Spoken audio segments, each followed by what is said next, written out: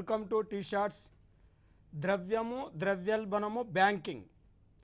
ద్రవ్యం ఆవిర్భవించక పూర్వం ఆర్థిక వ్యవస్థలో వస్తు మార్పిడి పద్ధతి ఉంది. బార్టర్ సిస్టమ్ అంటాం. అంటే బార్టర్ సిస్టమ్ అంటే వాస్తవానికి క్యూ అంటే వస్తువుకు బదులు వస్తువును మార్చుకోవటాన్ని వస్తు మార్పిడి పద్ధతి అంటారు. ఈ వస్తు మార్పిడి పద్ధతిలోని లోపాలను సవరించడానికి ఆర్థిక వ్యవస్థలో ఉద్భవించిందే ద్రవ్యం.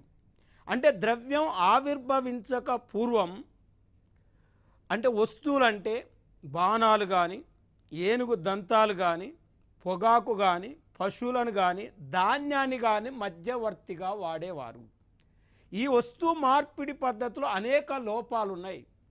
కోరికల మధ్య సమన్వయం లేకపోవటం, వస్తువును ఒక చోటు నుంచి మరొక చోటుకి తరలించడంలో ఇబ్బందులు, వస్తువును ఎక్కువ కాలం నిల్వ చేయడానికి వీలు లేకపోవటం, వస్తువులకు ఖచ్చితమైన కొలమానం కట్టలేకపోవటం, ప్లస్ సేవలకు విలువ కట్టడంలో లోపాలు ఉండటంతో ఆర్థిక వ్యవస్థలో ద్రవ్యం అనేది ఉద్భవించింది. ద్రవ్యాన్ని ఆంగ్లంలో మనీ అంటారు. ఈ మనీ అనే పదము మనేట అనే ఒక లాటిన్ పదం నుండి ఉద్భవించింది. మనేట్ అనే ఒక లాటిన్ పదం నుండి ఉద్భవించింది. మనేట్ అనగా రోమ్ దేశంలో ఒక దేవత పేరు. ఈ దేవత పేరు అంటే రోమ్ దేశంలో అనేక మంది ప్రజలు తమ యొక్క కోరికలను తీర్చుకోవటం కోసం మనేట్ అనే దేవతను సందర్శించేవారు. ఈ మనేట దేవతను అనేక కోరికలు కోరుకోవటం వల్ల ఆ దేవత వాళ్ళ కోరికలు తీర్చిన తర్వాత ఈ దేవునికి మొక్కులు సమర్పించటం కోసం అనేక మంది భక్తులు దేవునికి పోయి దేవుని యొక్క ఉండిలో బంగారు కైన్స్ కానీ, వెండి కైన్స్ కానీ ఆ ఉండిలో వేయటం వల్ల ఆ దేవుని పక్కనున్న పూజారులు ఆ ఉండిలేసిన బంగారపు కైన్స్ను ఉపయోగించి ప్రపంచంలో మొట్టమొదటిసారిగా రోమన్లు బిసాంత్ అనే ఒక బంగారపు కాయిన్ను ముద్రించటం జరిగింది. ప్రపంచంలో మొట్టమొదటిసారిగా ముద్రించిన కైన్ పేరు బిసాంత్ అని ఒక బంగారు కైను.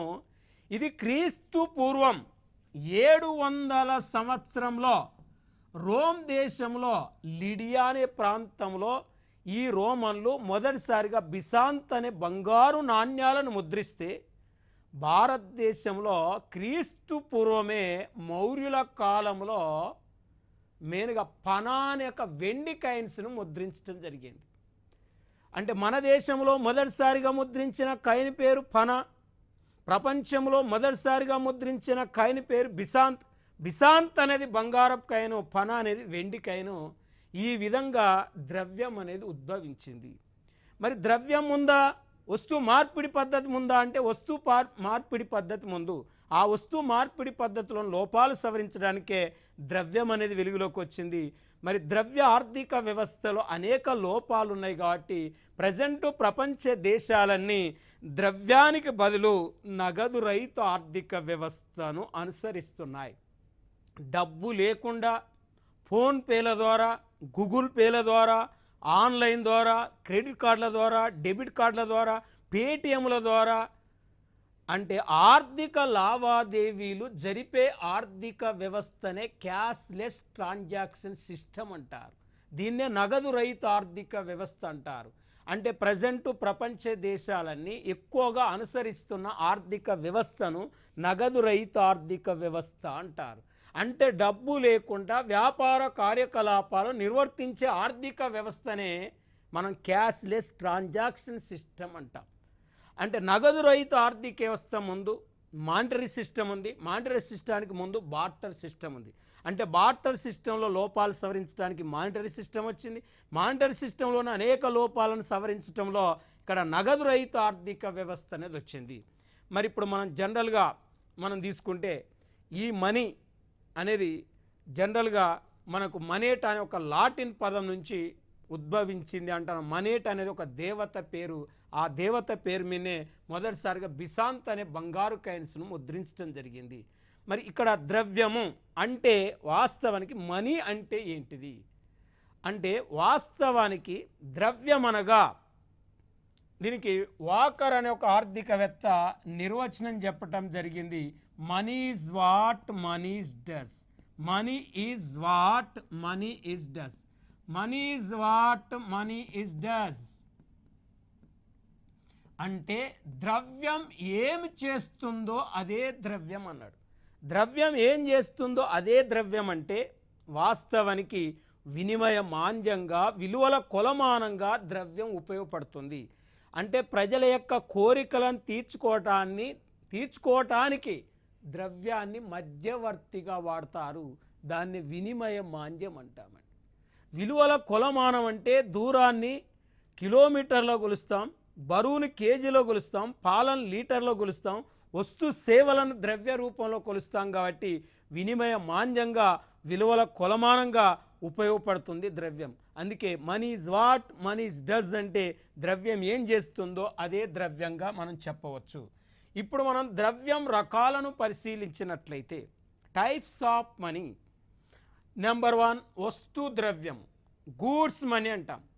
అంటే పూర్వకాలంలో వాడిన ద్రవ్యాన్ని వస్తు ద్రవ్యము అంటారు.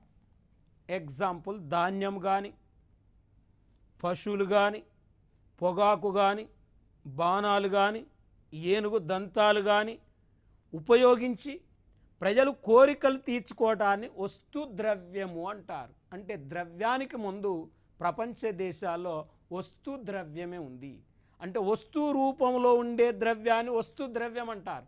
ఇప్పటి కూడా ప్రపంచ దేశాలు ద్రవ్య ఆర్థిక వ్యవస్థ వచ్చినప్పటికీ, నగదు రహిత ఆర్థిక వ్యవస్థ వచ్చినప్పటికీ ఇప్పటి కూడా మన దేశంలో ఇంకా వస్తు ద్రవ్యం ఉంది. ఎగ్జాంపుల్ ఇప్పటికీ గ్రామీణ ప్రాంతాల్లో ఇక్కడ వస్తు ద్రవ్యం ఉందనటానికి బెస్ట్ ఎగ్జాంపుల్ ఏంటంటే, మనకు మెయిన్గా విలేజ్లలో తల ఎంట్రికలు ఇస్తే అంటే బౌల్ ఇవ్వటం, తల ఎంట్రికలు ఇస్తే రకరకాల వస్తువులు ఇవ్వటం అనేది ఇప్పటికి కూడా గ్రామీణ ప్రాంతంలో జరుగుతుంది. మరి ఇప్పటికీ మనం వస్తు ద్రవ్యాన్ని ఇంకా వాడుతున్నాం. అంటే నగదు రహిత ఆర్థిక వ్యవస్థ వచ్చినప్పుడు కూడా ఇంకా వస్తు ద్రవ్యాన్ని వాడుతున్నాం. గ్రామీణ ప్రాంతంలో కందులు ఇస్తే బియ్యం ఇవ్వటం, వడ్లోళ్లకు మనకు వడ్లు ఇస్తే వాళ్ళు బెంచీలు ఇవ్వటం, కుమ్మరోళ్ళకు వడ్లు ఇస్తే కుండలు ఇవ్వటం, ఇప్పటికి కూడా వస్తు ద్రవ్యం అనేది ప్రపంచ దేశాల్లో ఉంది, మన దేశంలో కూడా వాడుతున్నారు. కానీ దాదాపు మరి వస్తు ద్రవ్యం కంటే ఇప్పుడు ఎక్కువగా మనం చూస్తే కాగిత ద్రవ్యం. అంటే కాగిత ద్రవ్యము అంటే పేపర్ కరెన్సీ అంటారు. మరి ఈ పేపర్ కరెన్సీని మనం చూస్తే ఇవాళ వాస్తవానికి ప్రపంచంలో మొట్టమొదటిసారిగా పేపర్ కరెన్సీని ముద్రించిన దేశం చైనా. మరి మన దేశంలో మొదటిసారిగా కాగిత ద్రవ్యాన్ని 1882 సంవత్సరంలో ముద్రించడం జరిగింది. మరి కాగిత రూపంలో ఉండే ద్రవ్యాన్ని కాగితపు ద్రవ్యము అంటారు, పేపర్ కరెన్సీ అంటారు. మన దేశంలో ఈ కాగిత ద్రవ్యాన్ని లివెన్ పోగుల పేపర్తో తయారు చేస్తారు. ఇది మోస్ట్ ఇంపార్టెంట్ పాయింట్. భారతదేశంలో నోట్లకు వాడే పేపర్ పేరు ఏంటంటే లివెన్ పేపర్ అనేది వాడతారు. చాలా క్వాలిటీ పేపర్ ఇది. ఈ లివెన్ పేపర్ను వాడి మన దేశంలో కాగితపు ద్రవ్యాన్ని ముద్రిస్తారు. మొదటిసారిగా 1882లో కాగిత ద్రవ్యాన్ని మన దేశంలో ముద్రించటం జరిగింది. మరి ఇప్పుడు జనరల్గా రిజర్వ్ బ్యాంక్ ఆఫ్ ఇండియా కాగిత ద్రవ్యాన్ని ముద్రిస్తుంది. ₹1 నోటు, చిల్లర కైన్స్ మినాయించి అన్ని రకాల ద్రవ్యాన్ని ముద్రించే అధికారం ఆర్బీఐకి ఉంది. ₹1 నోటును రిజర్వ్ బ్యాంక్ ఆఫ్ ఇండియా ముద్రించదు. ₹1 నోటును కేంద్ర ఆర్థిక మంత్రిత్వ శాఖ అంటే కేంద్ర ప్రభుత్వం ముద్రిస్తుంది. ఆ ₹1 నోటు మీద కేంద్ర ఆర్థిక మంత్రిత్వ శాఖ కార్యదర్శి సంతకం ఉంటుంది. ₹1 నోటు మినాయించి అన్ని రకాల నోట్ల మీద ఆర్బీఐ గవర్నర్ యొక్క సంతకం ఉంటుంది. అంటే కాగిత రూపంలో ఉండే ద్రవ్యాన్ని కాగితపు ద్రవ్యము అంటారు. లోహ ద్రవ్యం అంటే కైన్స్ అంటారు, వీటిని నాణ్యాలు అంటారు. వాస్తవానికి కైన్స్ నాణ్యాలు అంటారంటే బంగారం కానీ, వెండి కానీ, రాగి కానీ, జింకు కానీ, నికెల్ కానీ, స్టెయిన్లెస్ స్టీల్ కానీ, అల్యూమినియం కానీ వీటితో కైన్స్ను తయారు చేస్తారు, కైన్స్ను ముద్రిస్తారు. మరి లోహాలకు ఈ మెటల్స్ వాడతారు అని చెప్తున్నాం. లోహ రూపంలో ఉండే ద్రవ్యాన్ని లోహ ద్రవ్యం అంటారు. మరి ఈ కాగిత ద్రవ్యము లోహ ద్రవ్యంను మనం జనరల్గా తీసుకుంటే వాస్తవానికి ఇక్కడ చట్టబద్ధమైన ద్రవ్యం, లీగల్ మనీ అంటారు. అంటే చట్టబద్ధమైన ద్రవ్యం అంటే కేంద్ర ప్రభుత్వం కానీ రిజర్వ్ బ్యాంకు కానీ ముద్రించిన ద్రవ్యాన్ని చట్టబద్ధమైన ద్రవ్యము అంటారు. కేంద్ర ప్రభుత్వము రిజర్వ్ బ్యాంకు ముద్రించిన ద్రవ్యాన్ని చట్టబద్ధమైన ద్రవ్యం అంటారు. ఎగ్జాంపుల్, ఈ చట్టబద్ధమైన ద్రవ్యానికి ఉదాహరణ ఇక్కడ మనం చూస్తే నోట్లు చట్టబద్ధమైన ద్రవ్యమే, మరి కాయిన్స్ చట్టబద్ధమైన ద్రవ్యమే. నోట్లు కాయిన్స్ అంటే ₹1 నోటు నుంచి 2000 రూపాయల నోటు వరకు కావచ్చు. మరి వాస్తవానికి ₹1 కాయిన్ నుంచి ₹1 కాయిన్స్, ₹2 కాయిన్స్, ₹5 కాయిన్స్, ₹10 కాయిన్స్, ఇటీవల RBI ₹20 కాయిన్స్ని కూడా విడుదల చేయటం జరిగింది. ఈ కాయిన్లు ప్లస్ నోట్లన్నీ కూడా చట్టబద్ధమైన ద్రవ్యం కిందికి వస్తాయి. చట్టబద్ధమైన ద్రవ్యాన్ని ముద్రించే అధికారం మన దేశంలో రిజర్వ్ బ్యాంక్ ఆఫ్ ఇండియాకు ఉంది, కేంద్ర ప్రభుత్వానికి ఉంది. కానీ మిగతా కుటుంబాలకు కానీ వాణిజ్య బ్యాంకులకు కానీ చట్టబద్ధమైన ద్రవ్యాన్ని ముద్రించే అధికారం లేదు. మరి దీన్ని లీగల్ మనీ అంటాం. చట్టబద్ధం కాని ద్రవ్యము అంటే చట్టబద్ధం కాని ద్రవ్యానికే మరొక పేరు ఏంటంటే ఇక్కడ నియర్ మనీ అనొచ్చు. దీన్ని నియర్ మనీ అనొచ్చు. వాస్తవానికి నియర్ మనీ అంటే సమీప ద్రవ్యం. మరి ఈ సమీప ద్రవ్యాన్ని మనం పరిగణలోకి తీసుకుంటే ఇక్కడ దగ్గరి ద్రవ్యము, ద్రవ్యాన్ని పోలిన ద్రవ్యము సమీప ద్రవ్యము అంటాం. బ్యాంకులు సృష్టించే ద్రవ్యాన్ని సమీప ద్రవ్యం అంటాం. బ్యాంకులు సృష్టించే ద్రవ్యాన్ని సమీప ద్రవ్యం అని చెప్తున్నాం. ఎగ్జాంపుల్, ఈ క్రింది వానిలో సమీప ద్రవ్యానికి సంబంధించినది గుర్తించుము అంటాడు. అన్నప్పుడు అంటే వాస్తవానికి చెక్కు నియర్ మనీ, చెక్కు కానీ చలానా కానీ డీడీలు కానీ, చెక్కు చలానా డీడీలు, ప్రామిసర్ నోట్లు, బాండ్లు, సెక్యూరిటీలు, క్రెడిట్ కార్డులు, డెబిట్ కార్డులు మరియు ఇవన్నీ కూడా మనకు సమీప ద్రవ్యం. ఫోన్పేలు, గూగుల్ పేలు, ఇంకా ఇతర షాపింగ్ కార్డులు ఇవన్నీ కూడా సమీప ద్రవ్యానికి వస్తాయి. ఇవి కూడా ప్రజల యొక్క ద్రవ్య అవసరాలు తీరుస్తాయి కాబట్టి వీటిని సమీప ద్రవ్యము అంటారు. కానీ వాస్తవానికి కాయిన్స్కి కానీ నోట్లకు కానీ ఒక రూపం ఉంటుంది.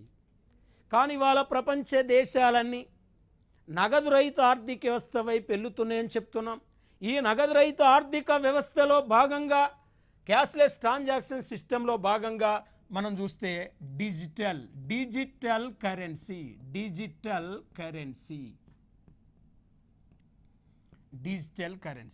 మరి ఇక్కడ డిజిటల్ కరెన్సీని మనం చూస్తే డిజిటల్ కరెన్సీ అంటాం. దీన్ని వాస్తవానికి దీన్నే ఇంకో భాషలో క్రిప్టో కరెన్సీ అంటారు.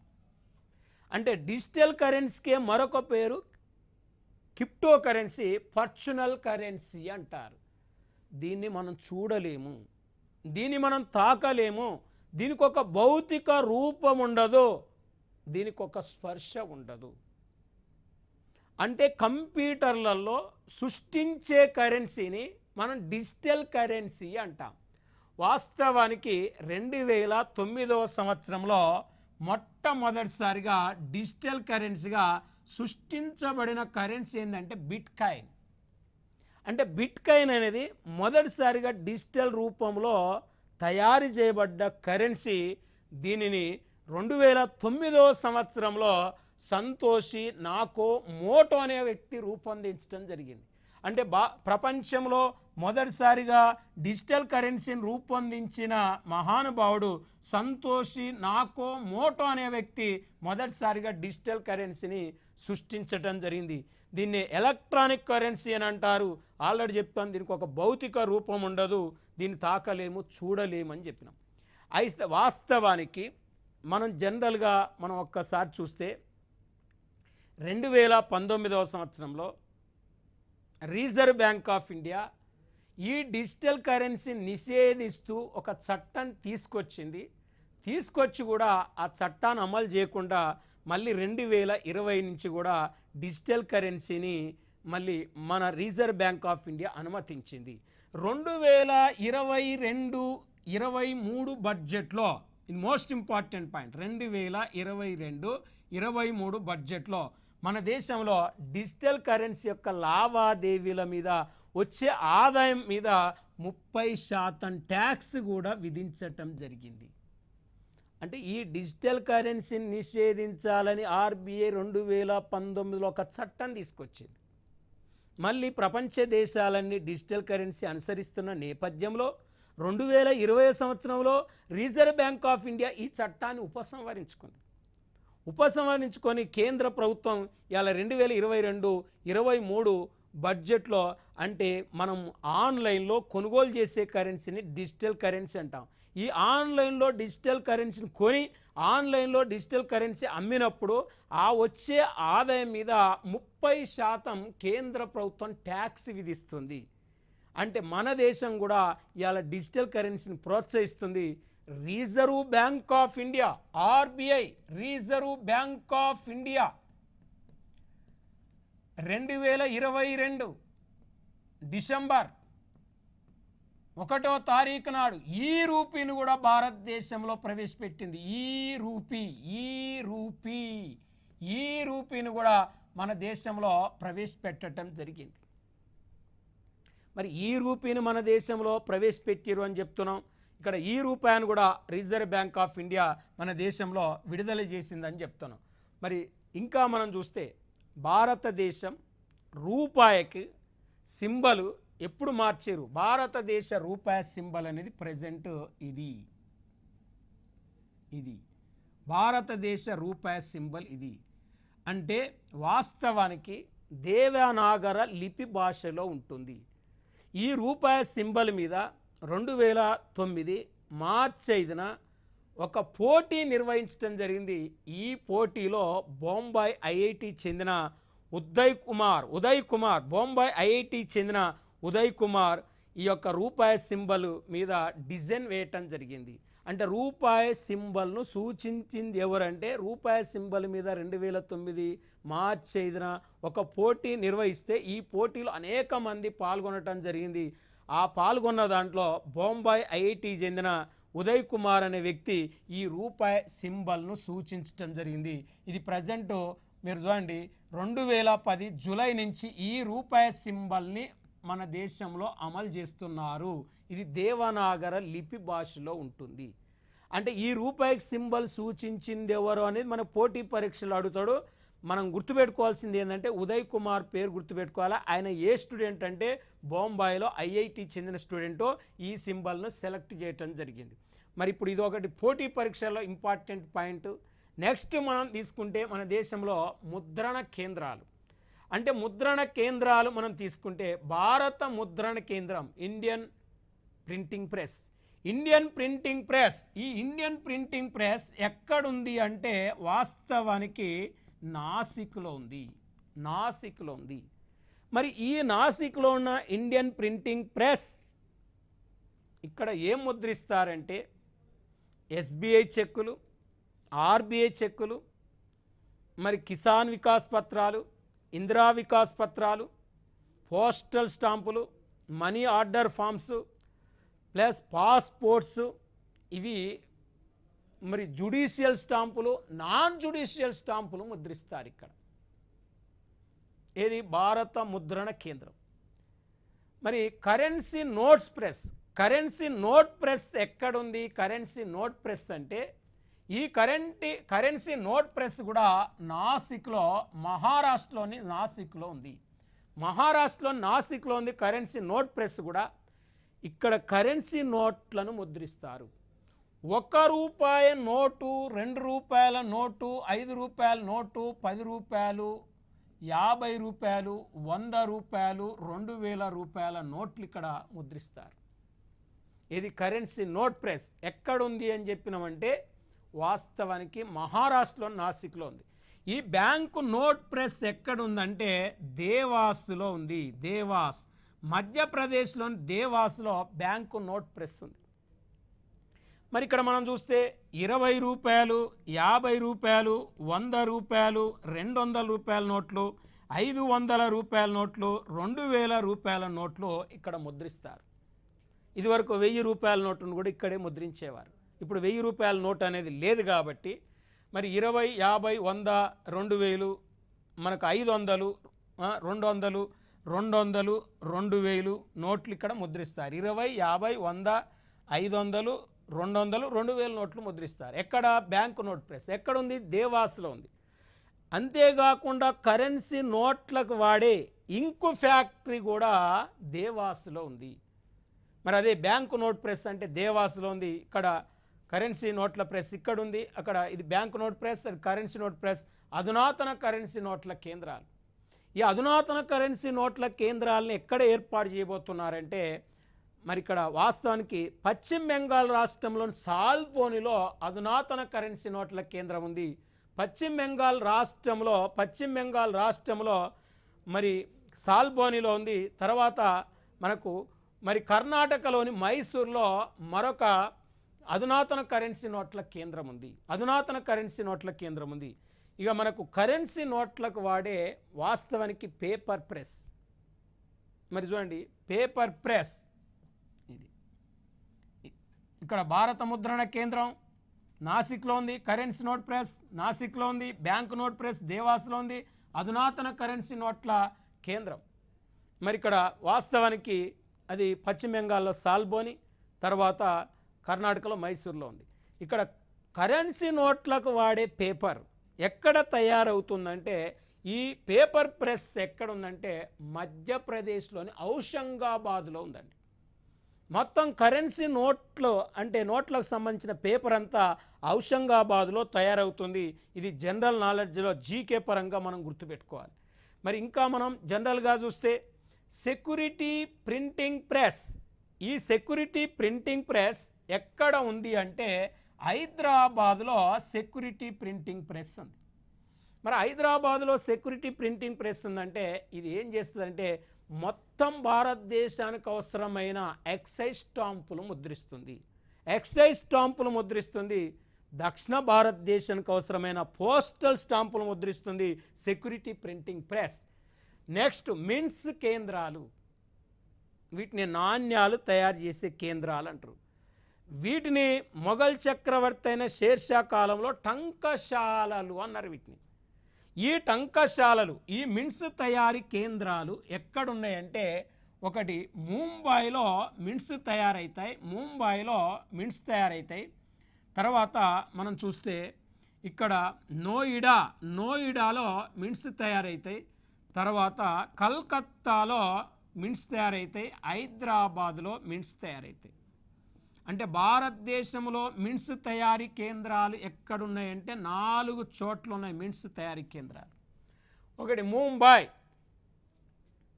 మరి చూడండి ముంబై, 2 నోయిడా, 3 కలకత్తా, 4 హైదరాబాద్. అంటే ఈ 4 చోట్ల కైన్స్ని ముద్రిస్తారు, నాణ్యాలు ముద్రిస్తారు. వాస్తవానికి ముంబైలో ముద్రించే కైన్స్ మీద ప్రత్యేకంగా డైమండ్ గుర్తుంటుంది. అక్కడ మనం కైన్స్ని చూస్తే కైన్స్ మీద చిన్న డైమండ్ గుర్తు కనపడ్డదంటే అది ముంబైలో ముద్రించినట్టు. ప్లస్ నోయిడాలో ముద్రించే కైన్స్ మీద చిన్న డాట్ గుర్తుంటుంది,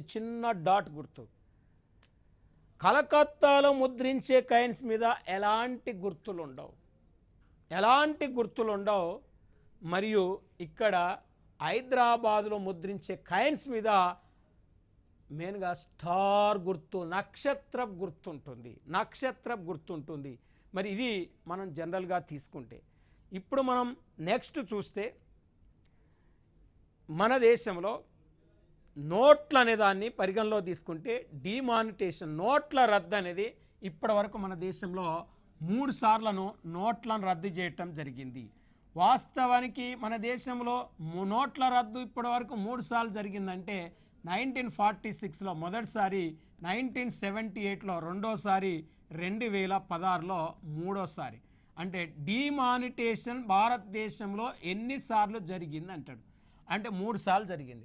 1946లో ఫస్ట్ టైం, 1978లో రెండోసారి, మరి 2016లో మూడోసారి. అంటే స్వాతంత్రానికి పూర్వం ఒక్కసారి జరిగింది, స్వాతంత్రం వచ్చిన తర్వాత నోట్ల రద్దు 2 సార్లు జరిగిందండి. అంటే 1978 మొరార్జీ దేశాయ్ గారు ఉన్నప్పుడు, 2016లో నరేంద్ర మోడీ ఉన్నప్పుడు, 1946లో బ్రిటిష్ వాళ్ళ కాలంలో మరి జవహర్లాల్ నెహ్రూ తాత్కాలిక ప్రధానమంత్రిగా ఉన్నప్పుడు మొదటిసారిగా డిమానిటేషన్ జరిగింది. వాస్తవానికి మొదటిసారిగా డిమానిటేషన్ అనేది జరిగింది. 1000 రూపాయల నోటు, 10,000 రూపాయల నోటును ఆనాడు బ్యాన్ చేయటం జరిగింది. 1000 రూపాయల నోటు, 10,000 రూపాయల నోటును ఆనాడు బ్యాన్ చేశారు.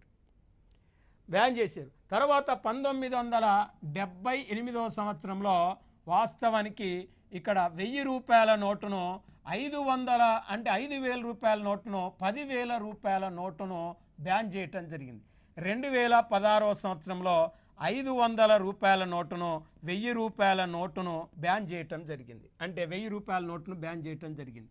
ఇప్పటి వరకు మన దేశంలో 3 సార్లు డిమానిటేషన్ జరిగితే 46లో 1000 రూపాయల నోటు బ్యాన్ చేశారు, 78లో 1000 రూపాయల నోటు బ్యాన్ చేశారు, 2016లో 1000 రూపాయల నోటు బ్యాన్ చేశారు.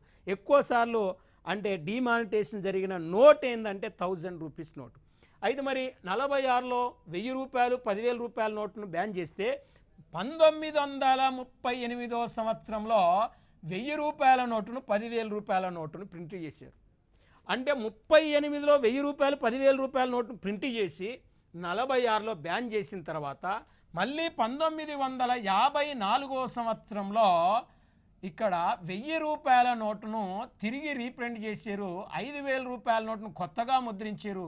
మళ్ళీ 10,000 రూపాయల నోటును తిరిగి ప్రింట్ చేశారు. ఈ ప్రింట్ చేసిన ఈ 3 నోట్లు 1978లో రద్దు చేశారు.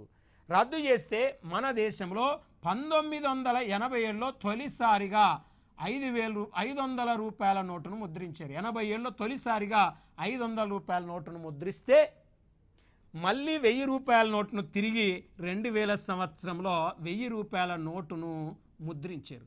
ఈ ముద్రించిన 500 రూపాయల నోటు, ఈ ముద్రించిన 1000 రూపాయల నోటు 2016 నవంబర్ 8వ తారీఖు నాడు అంటే 2016 నవంబర్ 8వ తారీఖు నాడు మన దేశంలో 500 రూపాయల నోటును మరియు 1000 రూపాయల నోటును బ్యాన్ చేయటం జరిగింది.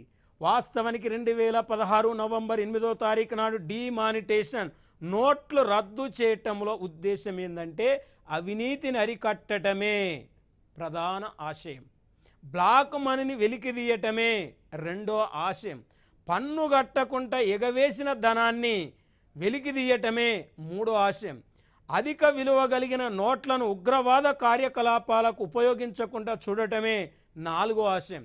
ఈ 4 ఆశయాలతో మనకు 2016 నవంబర్ 8వ తారీఖు నాడు 500 రూపాయలు 1000 రూపాయల నోటును అంటే డిమానిటేషన్ అంటే రద్దు చేయటం జరిగింది. 2016 నుంచి ఇప్పటి వరకు కూడా మన దేశంలో 1000 రూపాయల నోటు మళ్ళీ కొత్తగా ముద్రించలేదు, ఇప్పటి వరకు చలామణిలో లేదు. అయితే 2016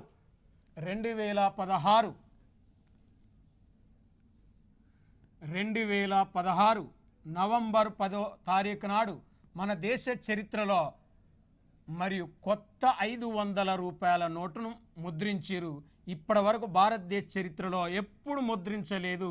2000 నోటును కూడా 2016 నవంబర్ 10వ తారీఖు నాడు 2000 రూపాయల నోటును కొత్తగా ముద్రించడం జరిగింది. కానీ ఇటీవల 2000 రూపాయల నోటును కేంద్ర ప్రభుత్వం అంటే రిజర్వ్ బ్యాంక్ ఆఫ్ ఇండియా కేంద్ర ప్రభుత్వ సిఫారసుల మేరకు ఉపసంహరించుకుంది కానీ 2000 రూపాయల నోటును రద్దు చేయలేదు. ఇప్పటి వరకు ఓన్లీ ఉపసంహరించుకుంది కానీ రద్దు చేయలేదు. మరి ఆ 2000 రూపాయల నోటు తొలిసారిగా 2016 నవంబర్ 10న మన దేశంలో ముద్రించడం జరిగింది. అంటే వాస్తవానికి ఇక్కడ మనం జనరల్గా తీసుకుంటే ఈ రిజర్వ్ బ్యాంకు ఆర్బిఐ 1934 చట్టం ప్రకారం మన దేశంలో నోట్లను ముద్రించే అధికారం రిజర్వ్ బ్యాంక్ ఆఫ్ ఇండియాకు ఉంది. అంటే 1900 ఆర్బిఐ చట్టంలో 1934 ఆర్బిఐ చట్టంలో మెయిన్గా ఏమున్నదంటే నోట్లను ముద్రించే అధికారం ఉందండి. కానీ నోట్లను రద్దు చేసే అధికారం కూడా 1934 ఆర్బీఐ చట్టం ప్రకారం ఉంది. ఈ 1934 ఆర్బీఐ చట్టం ప్రకారం మన దేశంలో నోట్లను రద్దు చేయటం జరిగింది. వాస్తవానికి అభివృద్ధి చెందిన దేశాల్లో ద్రవ్యాన్ని విస్తరించడం మీద అభివృద్ధి చెందిన దేశాలు దృష్టి పెడితే మనలాంటి అభివృద్ధి చెందుతున్న దేశాలు, అంటే భారతదేశం కూడా అభివృద్ధి చెందుతున్న దేశం కాబట్టి భారతదేశం ద్రవ్యం యొక్క కుదింపుపై దృష్టి పెట్టడం జరిగింది.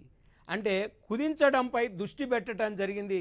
మెయిన్గా వాస్తవానికి 2016 నవంబర్ 8వ తారీఖు నాడు ఈ 500 రూపాయలు అంటే 1000 రూపాయల నోట్లను బ్యాన్ చేసిన తర్వాత ఎవరైతే 500 రూపాయల నోట్లు, ఎవరైతే 1000 రూపాయల నోట్లు కలిగి ఉన్న వాళ్ళో వీళ్ళకు ఒక ఆదేశాన్ని, ఒక సందేశాన్ని రిజర్వ్ బ్యాంక్ ఆఫ్ ఇండియా ఇచ్చింది. ఏమని ఇచ్చిందంటే 2016 డిసెంబర్ 31వ తారీఖు లోపు 2016 డిసెంబర్ 31వ తారీఖు లోపు ఏం చేసిందంటే బ్యాంకులో ఈ 500 రూపాయల నోటును, 1000 రూపాయల నోటును బ్యాంకులో డిపాజిట్ చేయమని మెయిన్గా ఆదేశాలు ఇచ్చింది. ఈ 500 రూపాయల నోట్లు, 1000 రూపాయల నోట్లు బ్యాంకులో డిపాజిట్ చేయటం ద్వారా వచ్చిన ఆదాయంపై కేంద్ర ప్రభుత్వము పన్ను విధించి ఆ పన్ను ద్వారా వచ్చిన ఆదాయాన్ని ప్రధానమంత్రి గరీబ్ కళ్యాణ్ యోజన పథకానికి ఈ డిమానిటేషన్ వల్ల వచ్చిన ఆదాయం ఆ పథకానికి అనుసంధానం చేసి ఆ పథకం నుంచి డబ్బులు తీసి పేదవారికి పంచుతామనే ఉద్దేశంతో కేంద్ర ప్రభుత్వం 2016 నవంబర్ 8వ తారీఖు నాడు నోట్లు రద్దు చేయటం జరిగింది. ఈ ఉద్దేశంతో డిమానిటేషన్ సిస్టమ్ అనేది తీసుకురావటం జరిగింది. డిమానిటేషన్ అనేది చాలా మంచి కార్యక్రమం. ఇప్పటివరకు మన దేశంలో డిమానిటేషన్ని 3 సార్లు చేయటం జరిగింది కాబట్టి ఇది మనకు ఈ ద్రవ్యం సంబంధించిన టాపిక్. కాబట్టి నెక్స్ట్ క్లాస్లో మళ్ళీ నెక్స్ట్ టాపిక్ అనేది మనం తీసుకుందాం.